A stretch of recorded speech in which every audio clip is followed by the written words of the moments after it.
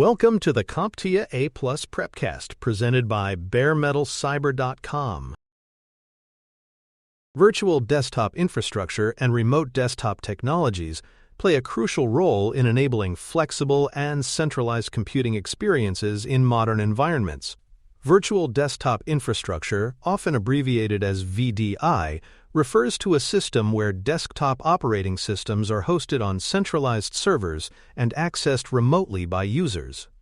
Remote desktop technologies, by contrast, allow a user to connect to and interact with another desktop system, whether physical or virtual, over a network. Both approaches offer the ability to work from different locations while providing administrators with centralized control over the user environment, data access, and system updates. In enterprise environments, VDI systems operate by assigning each user a virtual desktop instance that runs on centralized server infrastructure. These virtual desktops are hosted either in a local data center or on a cloud platform, depending on the organization's deployment strategy. Users connect to their assigned desktop environment through a remote client, while the actual processing and storage occur on the back-end server. Information technology teams manage the virtual desktops centrally, making it easier to implement security updates, standardize configurations, and provision new accounts or software. There are two main types of VDI implementations: persistent and non-persistent. In a persistent VDI setup, each user receives a virtual desktop that retains custom settings, applications, and files across sessions. This approach offers a consistent, personalized experience similar to a physical desktop.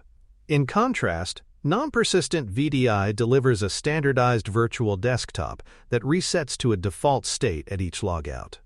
This model simplifies management and security, as no user-specific changes are retained. The choice between persistent and non-persistent models depends on organizational needs, user expectations, and software licensing constraints. Implementing VDI provides several notable benefits that support organizational goals. Centralized storage and security allow data to remain within the controlled server environment rather than on individual devices, reducing the risk of data leakage. VDI also lowers hardware requirements at the endpoint, as devices primarily serve as access terminals. This enables the use of thin clients or older repurposed PCs. From a management perspective, deploying updates, patches, or new software becomes more efficient as changes are made at the server level and reflected across all virtual desktops simultaneously. Despite its benefits, VDI comes with implementation challenges that must be considered.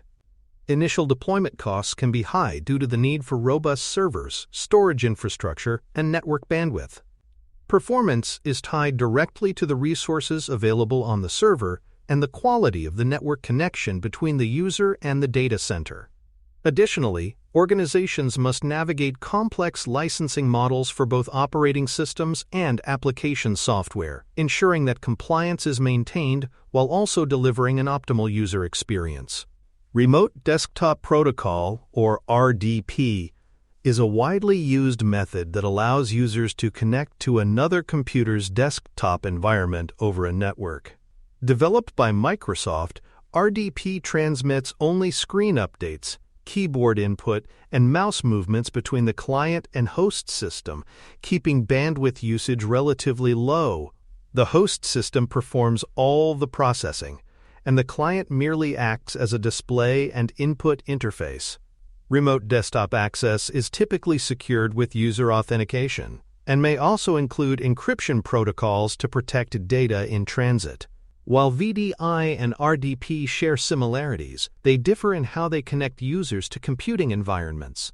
RDP is commonly used to access physical desktop systems remotely, such as an office workstation or a lab computer. In contrast, VDI connects the user to a virtual machine running on a centralized server. Both methods support remote access to a full desktop environment and use similar interfaces, but VDI offers greater scalability and flexibility for large deployments, especially when managing many users in parallel. A variety of remote desktop clients are available for users across different platforms. Microsoft Remote Desktop is a standard client for accessing Windows systems using RDP. Chrome Remote Desktop provides a browser-based solution that works across operating systems, and AnyDesk offers cross-platform support with high-performance streaming. These tools are compatible with Windows, macOS, Linux, and mobile operating systems, allowing users to connect from desktops, laptops, tablets, or smartphones. Browser-based remote access can be especially useful for environments where installing a dedicated client is not feasible.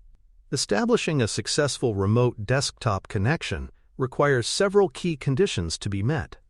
The target system must be powered on, properly configured to accept remote connections, and reachable over the network. In many cases, router or firewall settings must be adjusted to allow RDP traffic, often by opening specific ports or enabling port forwarding. Valid credentials, such as a username and password, are required to authenticate the session.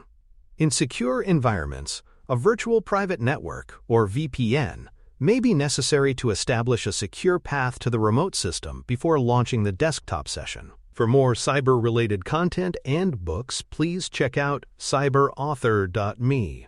Also, there are other prepcasts on cybersecurity and more at baremetalcyber.com. Security best practices are essential when implementing and managing remote access technologies. Strong, complex passwords should be required for all remote sessions, and multi-factor authentication should be enabled to reduce the risk of unauthorized access. Encryption is also critical, ensuring that data transmitted between client and host systems is protected from interception. Administrators should limit the number of login attempts to defend against brute force attacks and routinely review activity logs to detect suspicious behavior.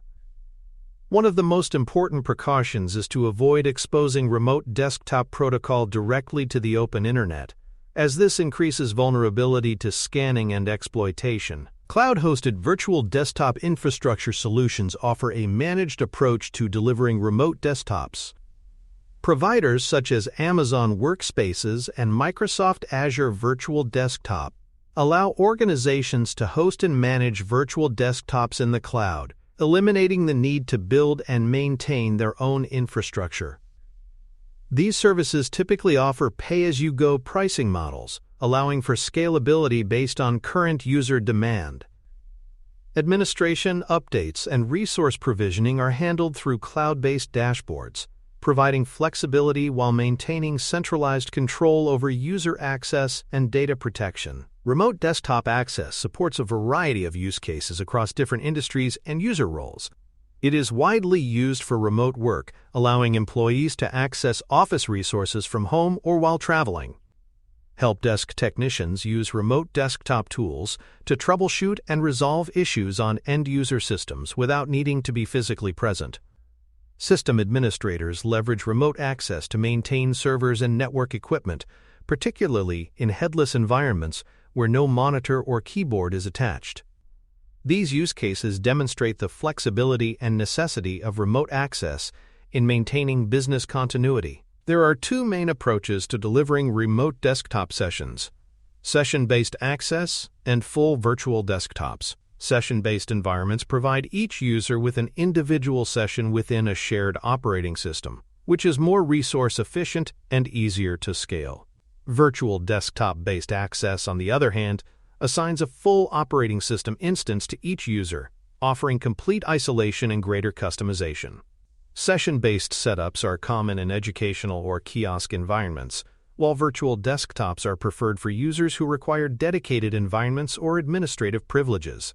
Performance in remote desktop environments is heavily influenced by bandwidth availability and network quality.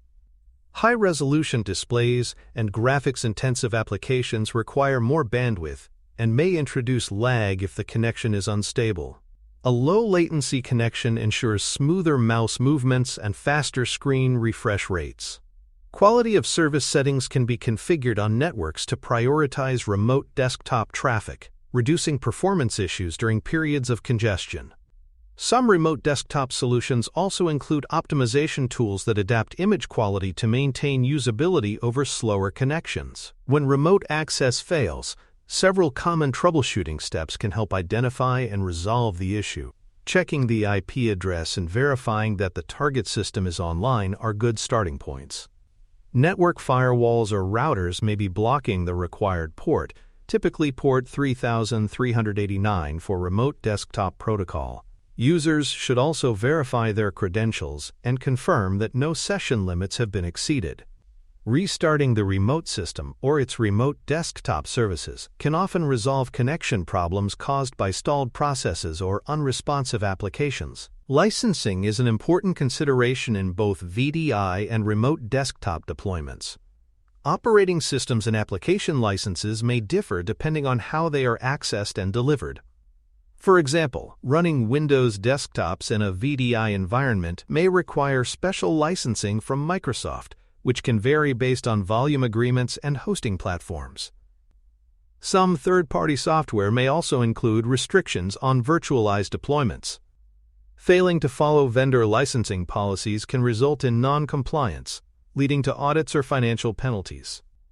Proper license tracking and management are critical for enterprise environments. The devices used to access VDI sessions vary widely based on organizational needs. Thin clients are lightweight devices with minimal local processing power, designed to connect to a remote desktop environment and rely entirely on server-side computing. Zero clients are even more stripped down and may lack a traditional operating system, booting directly into a VDI session. Some organizations repurpose older PCs as access terminals, extending their lifespan and reducing costs.